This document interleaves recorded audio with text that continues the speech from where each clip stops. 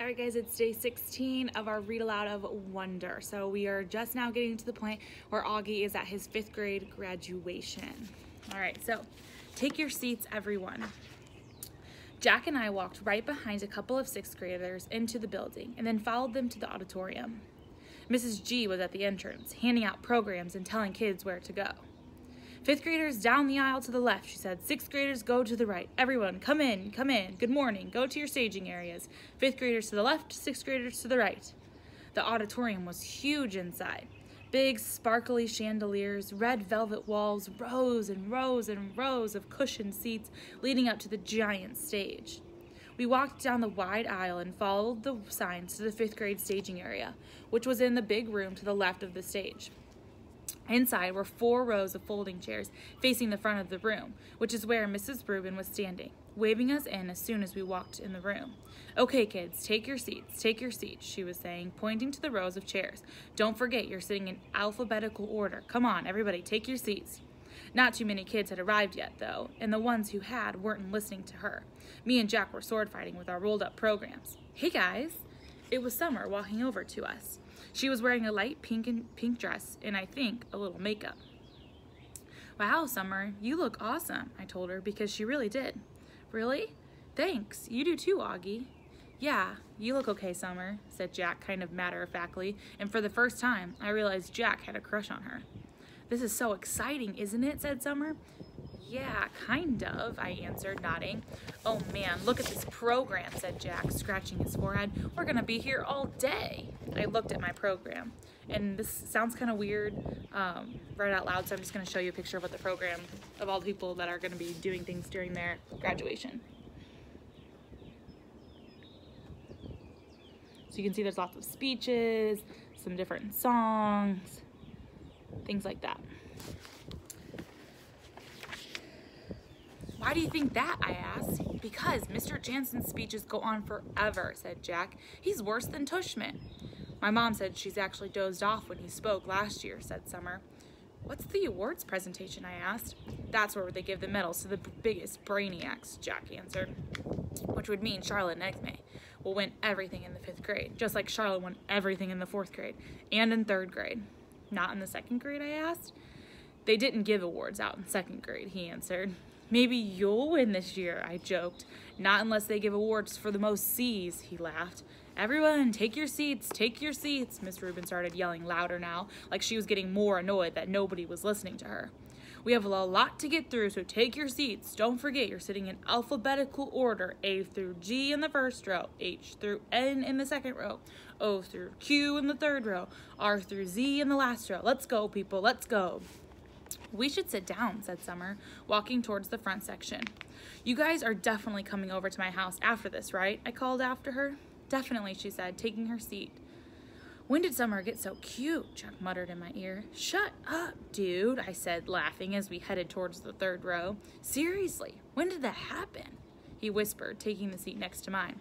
Mr. Will, Miss Rubin shouted. Last time I checked, W came between R and Z. Yes? Jack looked blankly. Dude, you're in the wrong row, I said. I am? And the face he made as he got up to leave, which was a mixture of looking completely confused and looking like he was just played a joke on someone, totally cracked me up. Oh, Jack, always making the jokes. A simple thing. About an hour later, we were seated in the giant auditorium waiting for Mr. Tushman to give his middle school address. The auditorium was even bigger than I imagined it would be, bigger than the one that was at Via School. I looked around and there must have been 1 million people in the audience. Okay, maybe not 1 million, but definitely a lot. Thank you, Headmaster Jansen, for those very kind words of introduction, said Mr. Tushman, standing behind the podium on the stage as he talked into the microphone. Welcome, my fellow teachers and members of the faculty. Welcome, parents and grandparents, friends and honored guests, and most especially, welcome to my 5th and 6th grade students. Welcome to the Beecher Prep Middle School graduation ceremonies. Everyone applauded. Every year, continued Mr. Tushman, reading from his notes, with his reading glasses way down on the tip of his nose, I am charged with writing 2 commencement addresses, one for the 5th and 6th grade graduation ceremony today, and one for the 7th and 8th grade ceremony tomorrow. And every year I say to myself, let me cut down on my work and write just one address that I can use for both situations. Seems like it shouldn't be that hard of a thing to do, right? And yet, each year, I still end up with 2 different speeches, no matter what my intentions, and I finally figured out why this year. It's not as you might assume, simply because tomorrow I'll be talking to an older crowd with middle school experience that is largely behind them, whereas your middle school experience is largely in front of you. No, I think it has to do more with the particular age that you are right now. This particular moment in your lives that even after 20 years of being around students this age still moves me. Because you're at the cusp, kids. You're at the edge between childhood and everything that comes after. You're in transition. We are gathered here together, Mr. Tushman continued, taking off his glasses and using them to point at us in the audience. All of your families, friends, and teachers to celebrate not only your achievements of this past year, Beecher middle schoolers, but your endless possibilities. When you reflect on this past year, I want you to look at where you are now and where you've been. You've all gotten a little taller, a little stronger, a little smarter, I hope. Here some people in the audience chuckled, but the best way to measure how much you've grown isn't by the inches or the number of laps you can now run around the track or even your grade point average. Those things are important to be sure, it's what you've done with your time, how you've chosen to spend your days, and whom you've touched this year. That, to me, is the greatest measure of success. There's a wonderful line in a book by J.M. Barrie, and no, it's not Peter Pan, and I'm not going to ask you to clap if you believe in fairies. Here, everyone laughed again. But in another book by J.M. Barrie called The Little White Bird, he writes, he started flipping through a small book on a podium until he found the page he was looking for, and then he put on his reading glasses. Shall we make a new rule of life? Always try to be a little kinder than necessary. Here, Mr. Tushman looked up at the audience. Kinder than is necessary, he repeated. What a marvelous line, isn't it? Kinder than is necessary. Because it's not enough to be kind.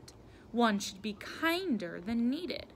Why I love that line, that concept, is that it reminds me that what we carry with us as human beings. Not just the capacity to be kind, but the very choice of kindness. And what does that mean? How is that measured? You can't use a yardstick. It's like I was saying just before. It's not like measuring how much you've grown in a year. It's not exactly quantifiable, is it? How do we know we've been kind?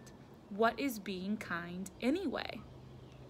He put on his reading glasses again and started flipping through another small book. There's another passage in a different book I'd like to share with you, he said, if you'll bear with me while I find it. Ah, here we go. Under the Eye of the Clock by Christopher Nolan. The main character is a young man who is facing some extraordinary challenges.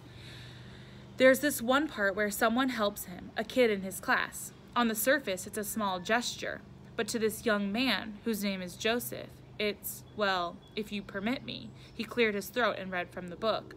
It was at those moments such as these that Joseph recognized the face of God in human form. It glimmered in their kindness to him. It glowed in their keenness. It hinted in their caring. Indeed, it caressed in their gaze. He paused and took off his reading glasses again. It glimmered in their kindness to him, he repeated, smiling. Such a simple thing, kindness, such a simple thing. A nice word of encouragement given when needed, an act of friendship, a passing smile. He closed the book, put it down, and leaned forward on the podium. Children, what I want you to impart on you today is an understanding of the value of this simple thing called kindness. And that's all I want to leave with you today. I know I'm kind of infamous for my, speeches. Here everybody laughed again. I guess he was known for his long speeches. But what I want you, my students, to take away from your middle school experience, he continued, is in the sure knowledge that in the future you make for yourselves, anything is possible. If every single person in this room made it a rule that wherever you are, whenever you can, you will try to act a little kinder than is necessary, the world would really be a much better place. And if you do this, if you act just a little kinder than is necessary, someone else, somewhere, someday may recognize in you, in every single one of you, the face of God." He paused and shrugged. "Or whatever politically correct spiritual representation of the universal goodness you happen to believe in," he added quickly, smiling, which got a lot of laughs and loads of applause, especially from the back of the auditorium where the parents were sitting. All right, and that's where I'm going to stop today. That is one of my favorite chapters. And I want you to take that into this week as you're getting to spend some time with your family since it's spring break and you don't have any schoolwork to work on. Think about, how can I be more kind than is necessary? Not just being kind, but being kind more than what people expect from you. And you know that's my number one rule in my class, is to be kind. So that is one of my favorite speeches that is in a book. So I'm glad I got to share that with you. All right, guys, have a great week. I will see you on Monday when we start classes back up again.